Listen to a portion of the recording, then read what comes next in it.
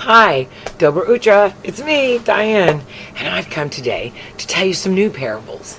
Today I'm going to give you a twofer. You're going to get two parables in this lesson because as I was studying them, I felt that the Lord said, Diane, you need to tell both of these together because sometimes the second one gets kind of cast aside. So I'm going to tell parables that appear in Matthew, Mark, and Luke, because we know that John does not have any parables. John didn't do parables. He just did straight out stories and the words of Jesus. So in this parable that is in Matthew, Mark, Luke, and John, everybody knows it. It's the parable of the sower. You've all heard it probably in Sunday school. And if you haven't, I want to tell you real quick that Jesus was teaching and had begun his ministry, and he was there at the sea at where he got Peter and all those guys. Anyways, they call this the sower parable, and it's noted on the map that this is in Israel, that this is the place where the parable of the sower supposedly was done. And what it is, if you look at it, it's like a bay. It's like a small bay, and Jesus was there, and so it's like an almost natural amphitheater. So Jesus is there with his disciples, and the crowd gathers around, and they're pushing, and there's so many of them that he wants them to hear him and see them, but he can't stand there because there's just too many. So this is when he gets into the boat, and he's on the little ship, and he's talking to the crowd. And if you look at this place, it does look like a natural amphitheater, and he's also God. So don't you know that he can make his voice loud enough that everyone can hear comfortably because he's Jesus, right? Okay, so Jesus is there, and he tells the parable of the sower, and then he leaves with the disciples, and the disciples look at him and they go, what the heck is up with these stories here, Lord? What about these parables?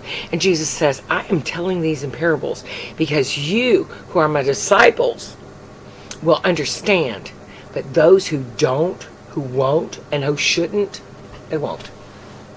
It is for those who have ears to let them hear, eyes that do not perceive. There are those who hear but will not hear, those who speak but have no words. So this is Jesus talking to the disciples later. He goes, okay, here's the deal. This is the parable. This is what it meant. First of all, there's a sower, and Jesus, of course, is the sower. And he says, and the sower is throwing out his seed. The seed is the word. The word of God. This is the words that Jesus is speaking to the crowds, right? So Jesus says to them that there are people who hear the word of God. They will hear Jesus. But immediately, before it can even take hold, Satan, the evil one, the author of chaos, the kicked out angel, who's roaming the earth looking to see who he can devour, he slips in and he takes that word and everything before it can ever even sink into their heart and mind. They're not going to hear it. They're not going to really see it or understand it. And then there are those people that the sower goes, and as he throws out his seed, some of it falls on some rocky ground. And the rocks, when you walk, like if you're walking on pebbles on a paved thing that's paved with rocks, you just got rocks. But sometimes little pieces of grass and things will try to grow up in the rocks. And so Jesus is saying, well, that's like the word of God. There are people that when the word of God lands on them, it's like it fell into this rocky soil. And, it takes hold, but it doesn't go anywhere because they don't have any substance. And so because it doesn't go anywhere, it withers and dies. Soon as there's the least little bit of hardship, these are the people who go like, oh, I don't think that was Jesus thing. I love Jesus. Oh wait, it's too hard. No, I don't. That's just not going to happen. So then there are those people, he says that the sower goes along and he throws out his seed, and that lands on ground and it starts to grow up. But there's all kinds of nasty briars and stuff and it grows up around it, and it chokes it out. And he's saying, but that's the people who hear the word of God, and they're so excited, and they're hot for Jesus. They are hot for Jesus. They've got it, and they are, boy, out there, they're just gun-ho Christians. Yes, they are hot for Jesus. And then what happens? The car breaks down, the plumbing screws up, the kid gets pregnant, life gets hard. Suddenly, wait, you can't go to church because you should be out on your boat on Sunday at the lake. And oh, wait, I'd rather be doing that. Wait, it's winter, I want to go skiing. Oh, wait, I've got other things to do that are more important, and I don't have time to really study the Word of God or to grow and produce any kind of good stuff, because all the cares of the world, I need a better house, I need a better husband, I need a better life. All the cares of this world come on top of them, and they just never produce anything. Their faith, it gets choked out because maybe their mother dies of cancer. And they go, well, God can't really exist then if he let my mother die of cancer. Well, we're all going to die of something. You have an expiration date. So do I. So, Jesus tells the disciples, and he says, and the last one that I told you about, of course, the sower throws out the word of God. I send out my words, and there are people that will hear it. They grasp on, they hold on, and they are in love with Jesus, and they take hold, and they let the word of God come down inside of them, and they read the word of God, and they study about it. They know who Jesus is. They want to know the Messiah. And so these people produce, maybe some of them will produce 100-fold. Some of them maybe only 30 or 20, but they're producing good stuff. They are sharing the word of God. They believe, and they truly know what they believe in. And then I want you to scoot on down to verse 24, where there's another parable. And Jesus says to the disciples, he goes, well, okay, guys, the kingdom of heaven is like this. And this is the part I really want you to pay attention to. And this is the scary part, guys. And I've read this, but I never got it. But I think I do. I get a little bit of it anyway. So here's what I'm going to tell you. In verse 24, Jesus says, okay, let me tell you guys. Y'all are clearly not really getting it. So let me give you another example. There was a guy who was sowing his field. And he went out and he threw out all of his goodness. And when he went home and he was asleep, the next day, his workers came to him and they said, oh no, master. Your enemy came right behind you in the night. Guess what? Sowed weeds on top of your good seed. He has sown thorns and weeds right inside all of your wheat and grain. All your good stuff. Do you want us to go out there and pull up those weeds? So they don't choke out your good stuff? And this guy looks at him and he goes, no. No, you just let it grow. Let them grow. Let them grow together. Because if you pull up those weeds, then you might disturb the roots of the good plants. And I tell you what we're going to do. We're going to let them grow because they're growing and they're producing. In spite of the weeds that are beside them.